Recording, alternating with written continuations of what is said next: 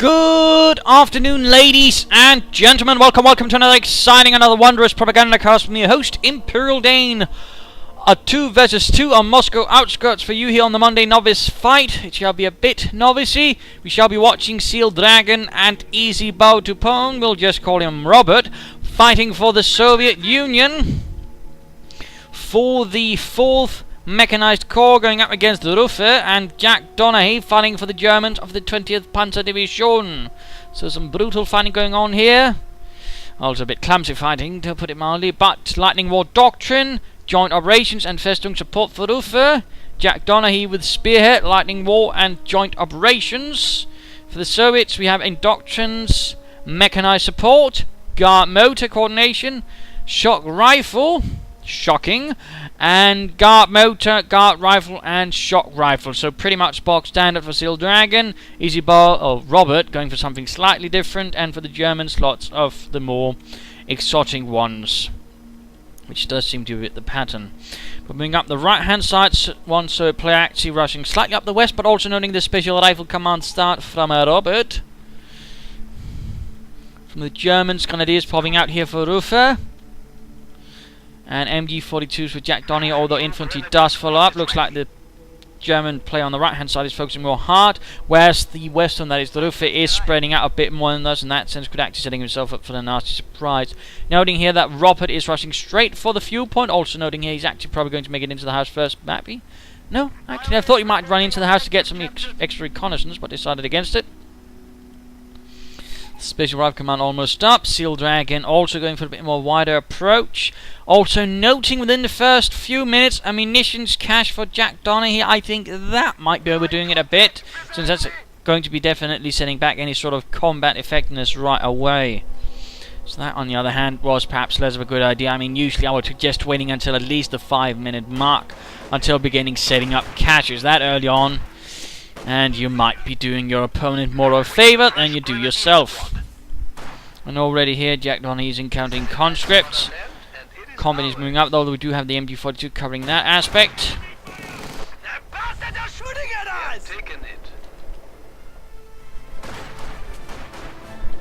Grenadiers slightly pushed away. There are 3 Grenadiers up for Ruffe. And penal battalions up there for Robert. Soviets so far, in fact, dominating most of the map, and more importantly, they're dominating most of the fuel. Pioneers leading the advance. This is not really a good advance here by Ruffe. 4 Pioneers versus a bunch of conscripts in a house. That's pretty much begging for failure. Minor progress being here on the right hand side. Conscripts will load into the MG42 and some crossfires from Pioneers. More Grenadiers arriving for Jack Donaghy finally. Pioneers still not doing too well here. Grenadiers arriving, but at least another squad will be needed to really get the conscripts out of there. And there we go, conscripts moving up there. Penal troops might soon be arriving. Nope, hopping into a scout car here. And Molotov from Zealdragon and some other stuff. Grenadiers pulling back there, burning. A light machine gun could be considered here, but no, not in time anyways. Scout car rushing it, filled with penal troops. Forces are securing our territory. Grenadiers doing here. Zealdragon needs to retreat this squad of conscripts, but there we go, hitting the flank. Grenadiers need to retreat, although they might also want to consider active panzer fasting first, but no. No such ideas. We might see, in fact, 2 squads of Grenadiers wiped out here. Would be a blow to Ruffe. Bit of a hunting party here, and there we go, Grenadier squad wiped out. We have been granted access to superior arms and soldiers. Grenadiers here now going to be hitting the flank. Not surprising, well moved there by Robert, spotting an opportunity to do some serious damage. Retreat from the Grenadiers. They should have panzerfausted first, so they actually had a better chance of escaping. I mean, in those cases, when you're being hunted by a T-70 or a Soviet scout car, panzerfaust first, then retreat. That means they'll have a damaged engine, they can't hunt you down. So it looks like in this case he's not quite interested in actually hunting down, so in that case Ruffe got a bit lucky.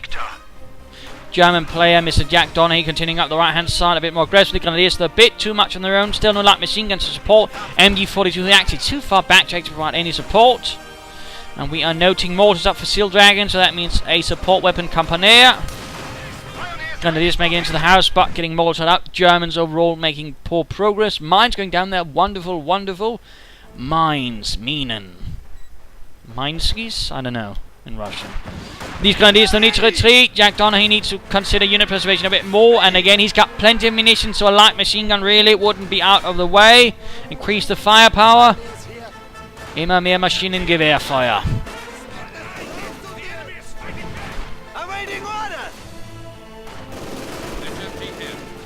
Need to spread out his troops a bit more. And there we go, ooh-rahing a bit. Going to see if we can't move over the far flank. Mortar nowhere near to support. That's been unfortunate. The Ruffe making good progress. And we're seeing here a Tellermine. He's going to try and avoid having something hunt down his retreating troops. Meet the Tellerminen. In fact, oh, we're seeing a Soviet mine right there. Wonderful. Actually looks like Robert here is actually good with mines. Lovely that. Lovely. And Molotov to get in the building here. Nice aggressive use of the Molotov. Grenadiers here a bit overwhelmed. The MG42 though might get out. Will the Soviet players pay attention? Also Scout here fully upgraded. Mine went off. Doing some nasty work there to the MG crew. Which... oh, didn't get wiped out. But there we go. Upgraded Scout on the way. The 222 firing with the auto cannon and machine guns. And there we go, another Molotov, but the conscripts here took an absolutely brutal beating, a scene of slaughter. Penal troops advancing, already 4 kills. Lovely, lovely. Flamethrowers also equipped. And there we go, Lightning War Doctrine for Jack Donaghy. Opens up for the Gewehr 43s, relief infantry, tactical movement, Tigers, and the Stu here. Oh, the penal troopers got wiped out. He should have retreated faster there. Instead, he let himself caught up all that and got wiped out. Unit preservation, as always, matters. And unit preservation means sometimes basically trying to work out the skill to judge when is a situation good, when it is bad, and when it's bad, retreat.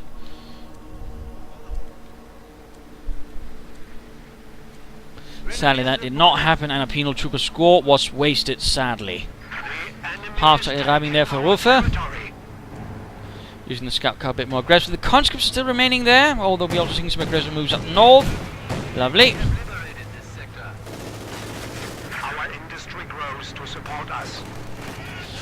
Flammenwerfer pionieren. And already there the conscripts realise that the house will be turned into a sauna if they're not careful, and not the good kind of sauna.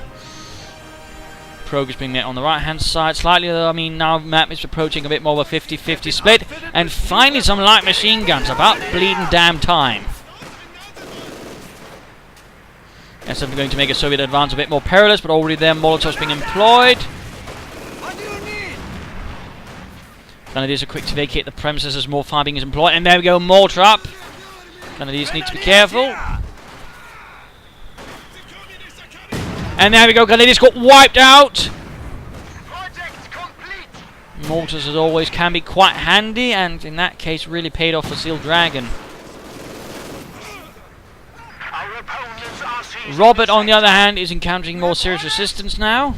A bit of progress, probably advancing, and oh, looks like he got the German scout car. What a shame for Ruffe.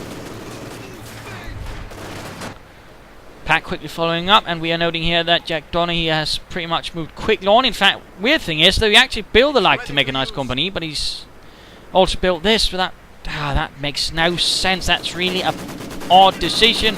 If nothing, I would say a waste of resources. Although he's now going for a course with the half track, but then again, he might as well just, waited a bit more and gotten something out of this. If he was going to rush for the support armor core, despite getting this, I mean, it just makes no sense. Also bunker up, but why on earth is he, for example, I'm not trying to place around here so we could support both. Yeah. Oh well. Tankovi Battalion Command going up for Robert. Pioneers and MG42 trying their best to hold up the right flank, but the MG42 is in a perilous position. Low on health, low on numbers. Of course, we got the mortar moving up to support. Conscripts trying to arrive from several flanks. That's a good job, by the way. MG42 has not been recruited. More grenadiers arriving. It looks like we're going to see a flamethrower half-track. The Flammenpanzerwagen. But the Germans are rather having trouble actually holding any ground at the moment.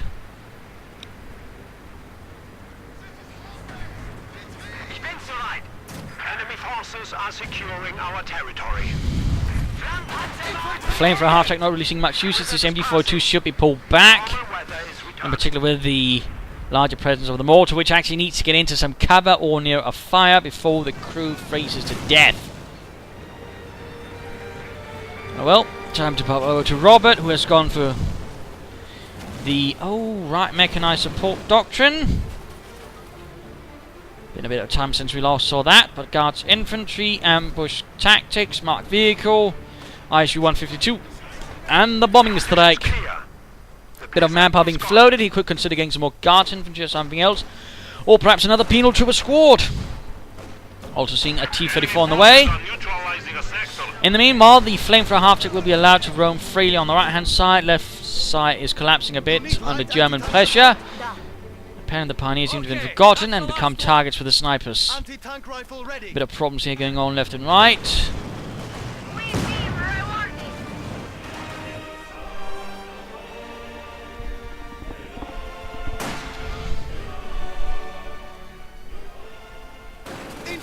And a squad of Panzer Grenadiers arriving for Ruffe. Sturmgewehrs firing into the Guards infantry, who have not been upgraded, by the way. Which certainly puts them a bit of a disadvantage in terms of overall raw firepower. So Sturmgewehrs can lay down a high rate. But there we go, grenade! And there we go, situation restored. Then a grenade in return. Sniper though arrives, and there we go. Ultimately the Panzers were forced back, but they were able to do a lot of damage. And T-34 arriving, of course, is not going to take a direct path, as he now knows there's a pack up there, or at least I hope he knows. I hope he pays attention to what's actually bloody well going on. Nice aggressive harassment going on from Ruffe on the left. Right flank is holding on barely as well. The sector has been cut off. For the Germans, it is. For the Russians, it is looking less good. In fact, their victory points are going down pretty quickly. Comrade? Pack getting sniped, MG42 moving up, no real response. Another support armor caught up. This one is still being yet to be used. And there we go, nice aggressive move there. T-34 stumbles upon the Flammpanzerwagen and blows it up.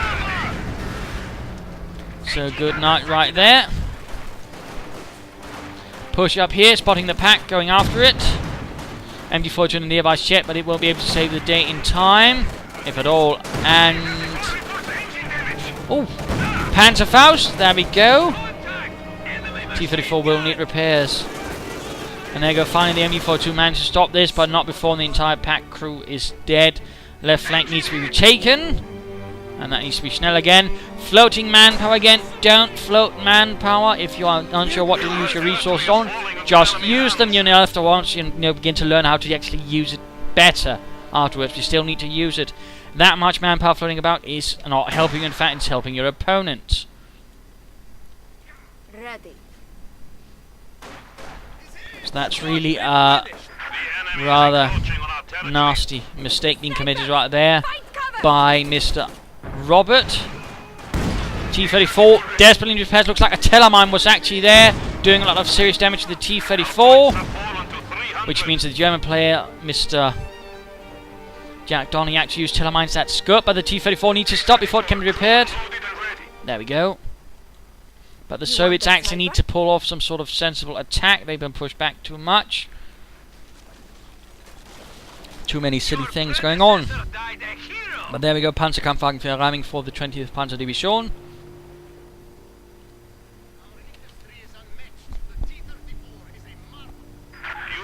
Another squad of Guards infantry arriving. I am needed. You need light anti-tank support? And a Panzer IV from Ruffe as well. It's a bit of armoured might being added to the mix. And a mechanized armor company up for Zealdragon. Still floating a god-awful amount of manpower. At the very least, you might then want to consider at least building up some fuel caches to get himself something a bit more armoured than to use all that manpower on. But something needs to be done with it. Something. T-34 still missing repairs. Germans seem to get a bit passive. Again, you generally should not just get, all of a sudden very passive and do nothing. That's generally an chance for your opponent to get back into the fight. You should always be attacking if possible. If you have the forces, attack, apply pressure. Make it hard if your opponent to actually get a clear idea of things. And we're seeing relief infantry up, which means he's either going Festung support or lightning roar, Mr. Ruffe.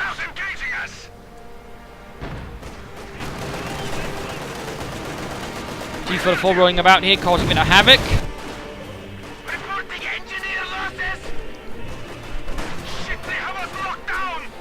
Left flank, still seeing a bit of action. Pioneer company is taking heavy losses. T-44 ring about. Time to pop over to Zealdragon. It's not chosen a doctrine yet.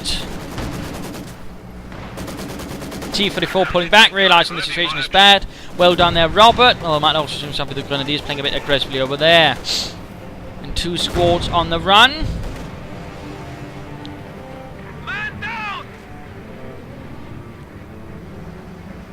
And now the Panther 4 arrives a bit late.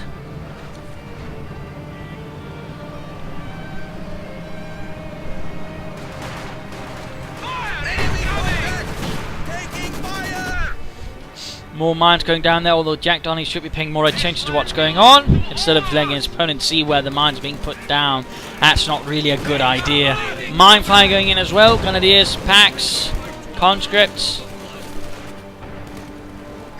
Forces here still not really doing much, and we're seeing Gewehr 43s up for some of Jack Donny's Grenadiers.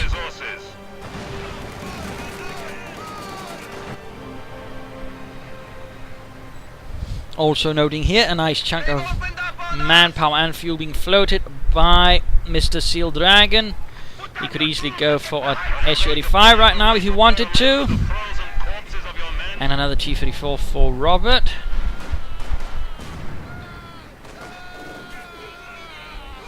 Mortar actually not... I'm quite surprised that Zealdragon actually didn't pull you back, but again, this is the Monday Novice Fight. As usual, rule of thumb, you don't want your opponent to be able to just easily get to your mortars. Always place them behind something, you know, keep them at a reasonable distance and keep something between your opponent and your mortar.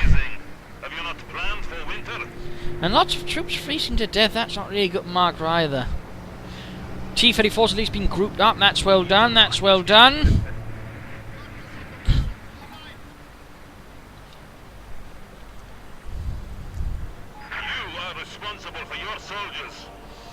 Maximum crew freezing to death. Needs to retreat. And there you go, T-34's moving up. And looks like Rufus also gone lightning war since he's got Gewehr 43s and relief infantry. Only one Doctrine has that. Grenadier down. And there we go, both squads retreating. In fact, it looks like a squad could be close to getting wiped out by the 2 approaching T-34s. Down to 1 man. Can Heinrich make it out of there? Come on, Heinrich. Run! Run! And he made it. No real response from the Germans, and certainly no response from the tanks. Also noting here, Stug up for Jack Donny as well. Sturmgeschütz. And the H-85 moving up. Wunderbar, wunderbar. Panzer 4 firing down. Needs to be careful though. There you go, full on assault. H-85 providing fire support. Opening up on the Panzer 4. Panzer 4 needs to pull back. There we go. A bit late. Blocked up assault. Really a poor idea there from Zealdragon. Marching straight in front of an MD-42 like that. And that's pretty much just begging to have your units massacred.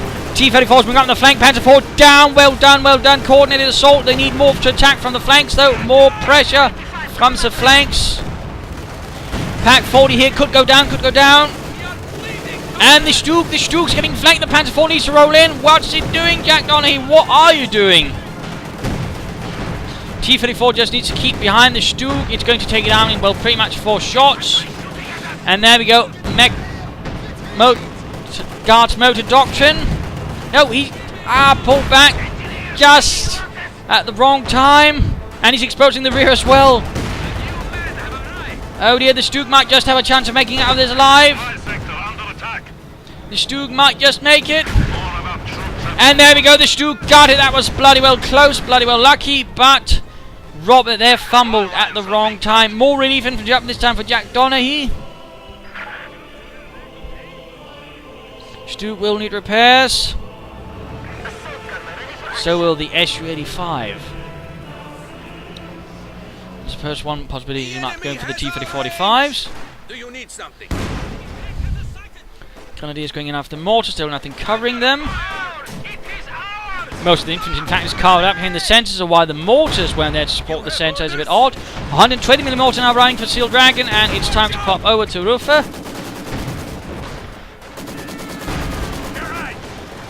Maxim firing away, gloriously so. German infantry trying to hold up the centre, not really much to support them. Ruffe has left rather bare, no support units except the MG42, which is far away. No mortars, and now go access Stug from him as well. Sturmgeschütz. Also noting he's gone full tech. And this Grenadier squad needs to retreat. Rückzug. And he lost it. Again, unit preservation means retreating units when they're not really combat effective. Like in that case, for example.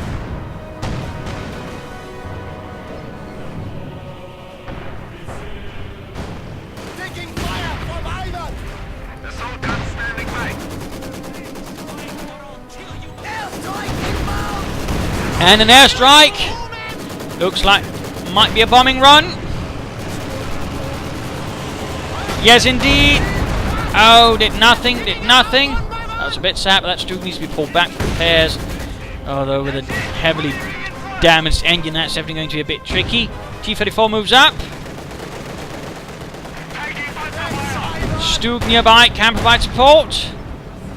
T-34 will need to flank, but that's going to be tricky with the other Stug nearby. And there we go. Stug went down tragically so. Panzer advancing. Ruffe definitely needs to be a bit more cautious with his armour, it seems. Though basically currently he's barely got any units at all. In fact, he's now building up for the next tier with the heavy Panzer Corps. Small approach there. Panzer gunners with Panzer Schrecks. Right flank, on the other hand, falling to the Germans. That's good. Some kind of equilibrium.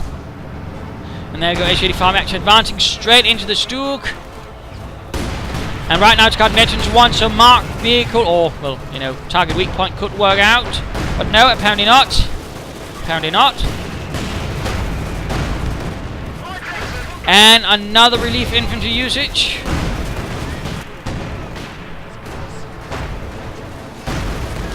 Conscripts taking a brutal beating here from the tanks and their machine guns, amongst other things. And there we go, squad wiped out. Mortar rounds falling left and right. Gunfire of all kinds. Assault going on the left here side from Ruffe. Grenadiers, Panzer Grenadiers, MG42 taking up positions. Going to flank here with the Panzer Grenadiers. Might be able to catch it if he uses tactical movement. He could be able to catch up to the T-34 and get it. First squad of Osttroppen arriving for Jack Donay. So players taking up position in the centre. Mortars providing a nasty mortar battery. There we go, Veterans E2 as well. And another squad of Grenadiers for Ruffe.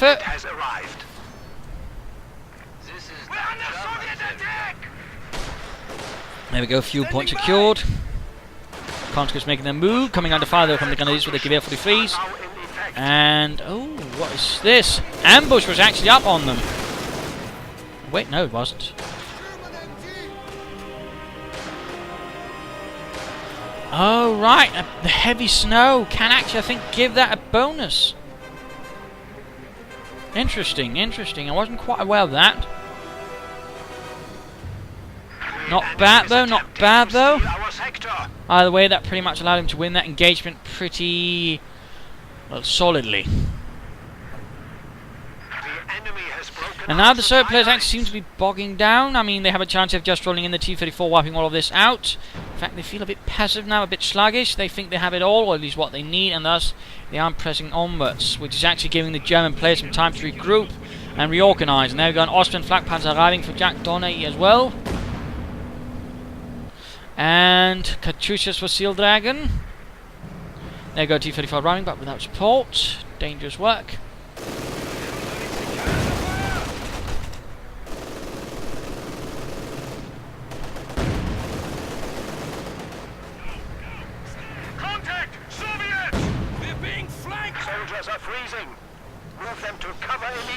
again. Pentagon is getting dealt with by snipers.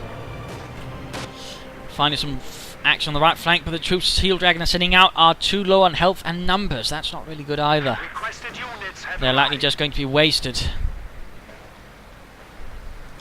Winter comes the same time every year, and still you... And the Grenadiers really shouldn't be standing about there at all. That close to the T-34, they're just likely going to take out one hit. And there we go. Veteran T2 for the T-34, increasing its damage and also decreasing damage taken. And why is he doing that all the time? He should deal with the Grenadiers first. We can actually take the point. If he doesn't, I mean, nothing's going to happen. I suppose what he's trying to do is actually prevent the opponent from taking the victory point. It's a bit of a nasty gamble there. We're trying to block, basically. Wizard is passing. But there again, infantry moving up. Another Panzerfaust. Mr. Robert here needs to be careful. Combat Engineers making the rush, but they are easy targets for the Grenadiers and the Gewehr 43s. The Germans sending me automatic rifle of choice, although they were quite fond of the SWT-40. Grenadier squad needs to retreat. Rückzug, Rückzug. Come on, Ruffe. And time for the mid-game analysis. Current situation is a bit back and forth. Parts of the map are held. Other parts are cut off. Sort of a 50-50 split, although closer to the Soviets than the Germans.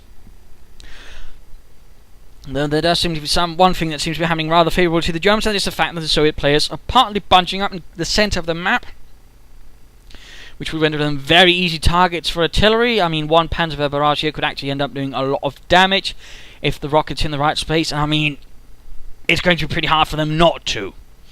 Another problem is, of course, it's actually giving the opponents time to regroup, reorganise, and basically get something that works out for them. I mean, the armour, the support units, all this could be pushing up forwards more aggressively, could be putting more pressure on the players. And of course, at the same time, Jack Don, he seems to be holding back. Well, now he's actually also moving forwards himself, so he's actually being aggressive. That's good, because, you know, also attacking rather means you're trying to force your opponent out of fit ground that favours him, you know, or a situation that favours him, to your situation that favours you. Of course, the question is, will, you know, Jack Donny actually do that in some way that favours him? Will just be moving for some more general assault and then take some nasty losses? We'll of course have to see how that once the match gets back into the fighting. Of course, one problem with the Germans is both of them went for the Lightning War Doctrine. I mean, don't go for the same bloody Doctrine. Go for something that's different. I mean, even if you want to use relief infantry, you have one go for festive support, the other for Lightning War. Don't go for both, same one, go for the same Doctrine. You rather limit yourself strategically and tactically overall. So that's a bit of a problem right there in a sense. And the problem is for Ruffe, he's actually suffering some nasty losses, high attrition rates, and he really ought to be the one using relief infantry, but also, you know, just not very good armour usage, which is rather costing him a lot. So he needs to work on his unit preservation after this, I would say. Otherwise, he needs to put on some more pressure. He needs to be a bit more aggressive, and he needs to be a bit more coherent instead of just sending in units here and there, and, you know, not retreating in time. For Jack Donaghy, I mean, he's actually making some usage of his doctrine. That's good. He's certainly making more usage out of it than Ruffe. Otherwise, you know, an assault, if he can wipe out this is good, but he shouldn't be making a frontal assault on the SU-5 with the field gun in support. That's pretty much going to be tearing any armour he has apart. And of course, at the same time, he might want to consider providing a bit more pressure on the right flank. Just briefly. But right here, I would actually suggest he tries to make some sort of flanking assault a bit more deeper. Otherwise, I suppose he can get something out of all these Osttruppen. And the relief infantry ability usage. For the Soviets, it's about being aggressive again. They shouldn't be so passive. They ought to be putting pressure. They ought to make it difficult for the German players to actually reorganize and actually set up a more sensible assault. Also, they should consider at least getting up one fuel cache, since that would benefit them both. And I mean, either one of them could go for the T-3045, so one for the RG-152. Either way, it could do a lot of damage if well handled. But, you know, keep up the pressure, clear out this area, and then sort of try to attack from here and here, and try to sort of catch the German players from the sides, while, you know, trapping them here as well with a more tougher front line. But at least they went for some more varied doctrines. Now, question is, can they actually use it? Let's pop back to the fight and find out. With Jack Donaghy, who's making that head-on assault. Panzer IV flanking up. Stug moving up. Ostman moving up. Panzer IV gets off a nice hit. Field gun. There we go. Osttruppen. 3 squad of them now. And there we go. Veterancy. Blitzkrieg tactics. Man, no, he's stopping up. Jack Donaghy, don't stop up in front of a tank destroyer, man. In particular, not when you have the Blitzkrieg. Instead, he ends up giving his opponent's tank destroyer Veterancy 2.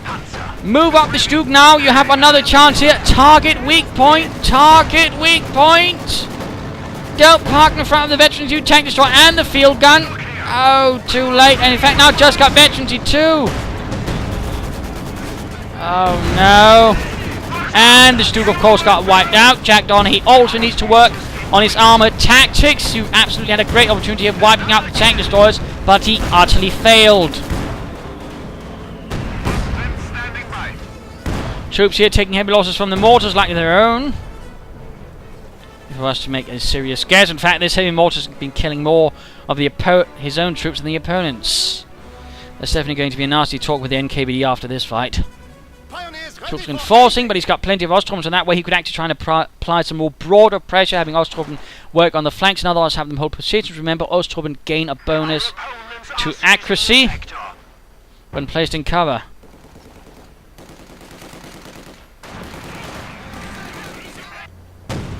They're not so great, assault troops like, just advancing. They need to be moved into cover in that way, placed correctly.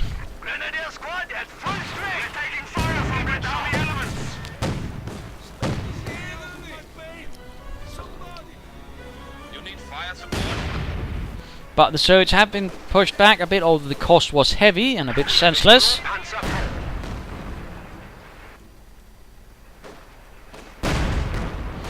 And the Soviets at the same time also have the Veteran 2 SUD-5, which is always a nightmare to deal with. And looks like a German Stuka strike moving in. Kanonenvogel, as it was known, with the 37mm guns mounted under it. I suppose you have orders? Enemy forces are securing our territory. But of course it actually needs line of sight from a unit to actually see anything, so in that sense he's rather not achieving much, but in fact it's 240 munitions right out the window. Oh wait, no mind, I was wrong. Yeah, I keep forgetting that bit. It's because it's got increased loitering as is known that I thought that. My apologies. Still have to adapt to some of the newer changes when it comes to the aircraft, since they can be a bit less obvious.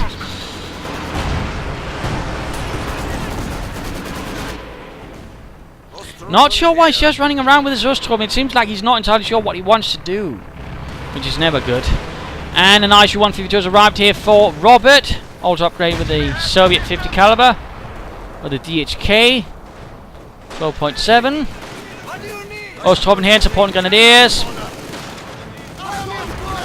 He really shouldn't be climbing up his troops that much. He knows his opponent has a Katyusha at this stage. He really also should know that setting up the troops like that is going to make them an easy target for the Katyusha. ISU-152 fires and misses this time around. And there we go, Katyusha fire, raining down, full retreat. And we are noting 6 squads of Ostrom, and that's quite a bit. Ruffe not achieving much, although now we are seeing the Panther, but at the same time the left flank is completely open. The Soviets could push forward pretty aggressively, perhaps even mine things.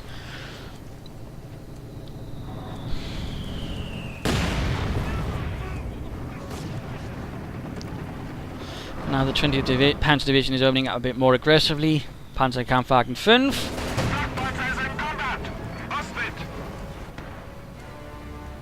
And both sides get passive, and again the Soviets aren't really pushing at all.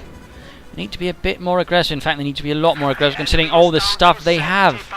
I mean, with this ISU-152 they could just slowly edge forward while the ISU-152 would basically bash away at any strong point. Well, that's not happening. Veterans 2 T-34, well, they could help, and looks like this could be a good target, although they should of course be aware of the pack. And why don't you send in something first to scout, like the Scout Sniper Squad? Ach, good lord. But time to pop over to Robert.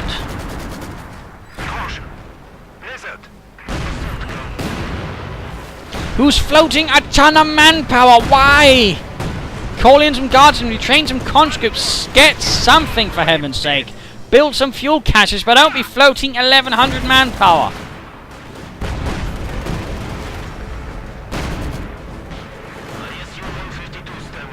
Don't be floating that much manpower. That's a crime against the Soviet peoples, comrade. A crime.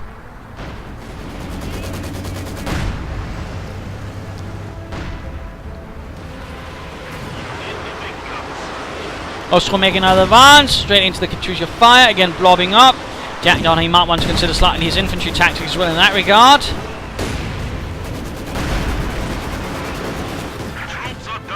As he's just having them wasted right there. Panther running about, another Panther out from Jack Donaghy. Points are quickly ticking down, not looking good, not looking good. Again, it's a passive approach from the Soviets, not really taking a lot of ground. So they're not also pressing the right flank as much as they could have. But instead sitting about in the centre, trying to protect that one victory point. There we go, nice hit from the IC-152, more Katyusha fire. T-34 flanking the PaK-40, well done. MG-42 could be the next target, but at the same time, Panther is moving up. No anti-tank grenades, a Panther strike did connect with the rear, but the T-34 needs to do something, it needs to get away. Of course, pulling up behind the fence could save the day. Bloody close there, bloody close.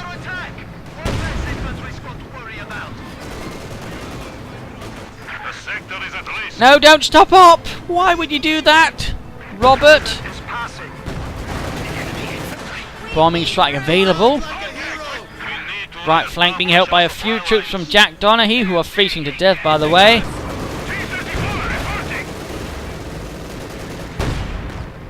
This engagement is absolutely not working out for Robert. But finally, though, he managed to get some damage on the engine. If he could get the IC-152 up to support, he could knock it out. But again, very, very passive play. No real aggression anymore. There are reports of your soldiers freezing. Lizard is gone. Their weapons and clothing belong to the state.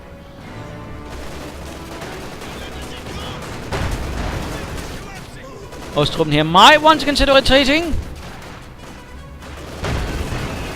Just saying. Panzerwerfer out for Ruffe. If they freeze to death, they cannot die fighting the enemy. And the T-34 actually make it back safely, but again, 1,600 manpower, come on! Is it really necessary to shout out? Guards troops ready for action. I mean, that's really ought to be the spot where you sort of really go, perhaps, you know, I'm doing something incredibly wrong. We are awaiting orders. Another T-34, though, finally is actually spending some all of that absurdly hoarded manpower. What do you need? Yo, there's a very large chance it now belongs in the category too little too late. Again, pushing up with Ostruppen. But still no real aggression, no real mobility, and again that's rather counter to both Soviet and German doctrine when it came to attacking. I mean, for that matter, it was all about attacking, putting on as much pressure as possible so your opponent could not have time to reorganize and build up new defenses. I mean, what both players are doing, in fact, it's the opposite, exact opposite of it. Of course, how the Germans and Russians decided to do it, of course, was the way they were different, but really, basically, it was all about ensuring your opponent didn't have time to build up a defense. And what they're doing is pretty much allowing their opponent to do that very thing, to just take and just do whatever they want at their leisure. You should not be able to, should allow your opponent to do whatever he wants at his leisure, at his time, at his choosing. Instead, that is exactly what the Serb players are doing, and to a certain extent also what the German players have been doing earlier on. Although finally it looks like the Germans are getting into their heads, they actually need to attack and be a bit aggressive. Though they still need to work on their tactics, and still very much blob, wave assaults, which is just losing them an absurd amount of troops. In particular when you also then proceed to stand front right of a Maxim.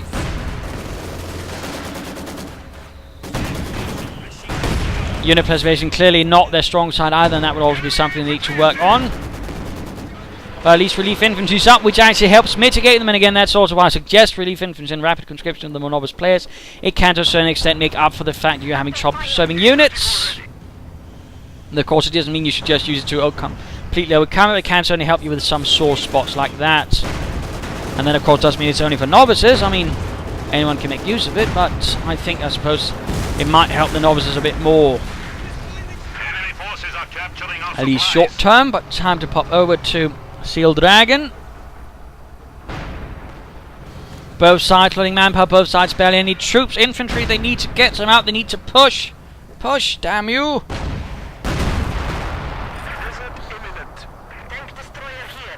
IC-152 for doing what you can with his 152mm shells. Panther watching over here. MG-42. German players are going a bit more on the defensive. In fact, they hold most of the victory points. Of course, they're digging in and around them. They could afford to be a bit more aggressive, yet they are also still. I mean, in this case, you could just use the Ostruppen. So, of course, they're more expendable. Still, you know, harass, take points, put on some pressure, make it hard for the Soviet player to just, do what he wants to do, which is attack. I hope at least it's attack, so again, keeping up pressure is important because it rather interferes with your opponent's ability to freely make decisions, and that matters as much as well.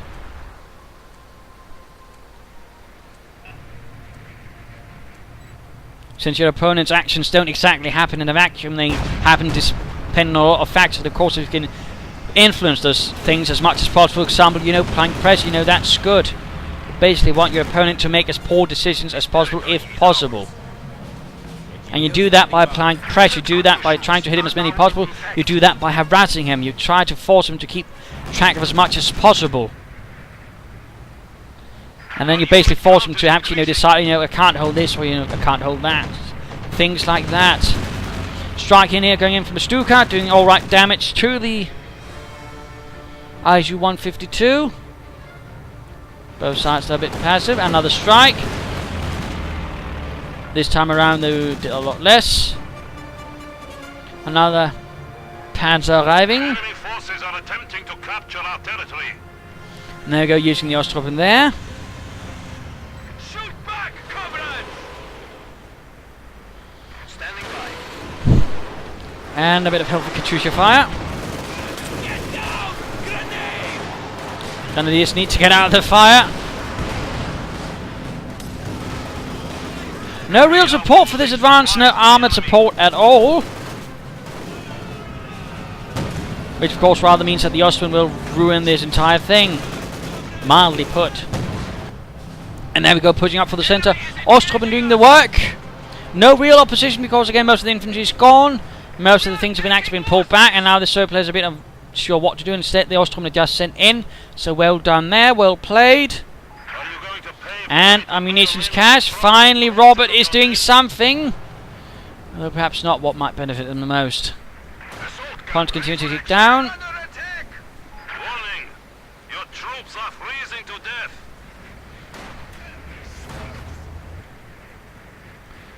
And could Ruffe finally be doing something a bit more aggressive, a bit more active. 25 points. Points that are not looking good for the Soviets. And there we go, a burst of relief infantry again from Jack Donaghy. Tank destroyer here. Lizard is passing. Making a push for the west point. Ostrom here getting slaughtered, and we actually seen tactical movement up. Was it not relief and tank movement? Oh well, that's interesting. Oh well, there we go, it wore off. Not entirely sure what he was trying to do with it. And there we go, full-on assault with the T-34s.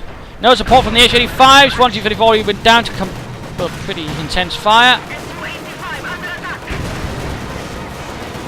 Panzer IV might go down. Yes, indeed. Assault going up here. Infantry leading support. No, not support, but the tanks, they're doing nothing. Oh, good lord. Bombing strike going in here. Oh, wiping out a Grenadier squad. Looking bad, looking bad. Carnage all across the front. Points are ticking down, popping over to Ruffe. Chaos, and none of the victory points are really being pressured. And there we go, the west point fell, the west point fell. Centre point is being recaptured, and there we go, it is. Panzerwerfer down to H-85 fire. But still, the right point needs to be taken, needs to be done quickly, or the west point, but that's not really happening either. Too slow in reaction. Too slow in actually calling an assault, and there we go. They had managed to break up the centre pretty much, but they hadn't really thought about it further than that, and thus they lost. Game over. A lesson in, a bit of some 2 versus 2 things. And again, the major theme here was, just sitting about twiddling your thumbs, doing nothing is a bad idea. I mean, really, you should not sit about doing nothing. Always keep up the pressure. And basically, what allowed the Germans to win in the end was that the Soviet players set about doing nothing for large parts of the mid-game to late game. They just sat about there with all the units. They didn't try to attack, and of course, the insane amount of resource floating really hurt them as well. They should have attacked, they should have put out more pressure, and there should have been more mines, but again, it didn't happen. I mean, just so many things that didn't happen that should have happened, but didn't. Ultimately, that allowed the Germans to win in the end, finally got their act together, got a bit more aggressive, pushed forwards, and actually allowed to take the points and hold them. So in that sense, it was rather some vital flaws from the Soviets, which rather cost them the game, although they could have won, had they played more aggressively, because the Germans certainly made their own mistakes. Again, they went for the same doctrines. Ruffe, poor unit preservation, in particular when it came to armour, and some overall flawed infantry assault tactics, and overall flawed tactics from Jack Donaghy, pretty much just very raw, throw everything at the enemy assaults with high losses, and not necessarily always much gain, but ultimately he still attacked, which allowed him to do something more overall, because the Russians would then rarely counterattack or counterattack with any significance, which rather meant that overall he gained something which the Soviets didn't, despite the absurd losses, and certainly the relief infantry probably helped him a bit. So those are some things to consider there. I mean, the mining in the initial parts were good, but as the things came about, things just fell apart as the game went on. But there you go. Hope you enjoyed this match. Hope you learned a thing or two, or hopefully 3. If you did, want to subscribe, tell your friends. If you didn't, why not replay your own. Provide some feedback in the comments. This is Imperial Dane saying cheers.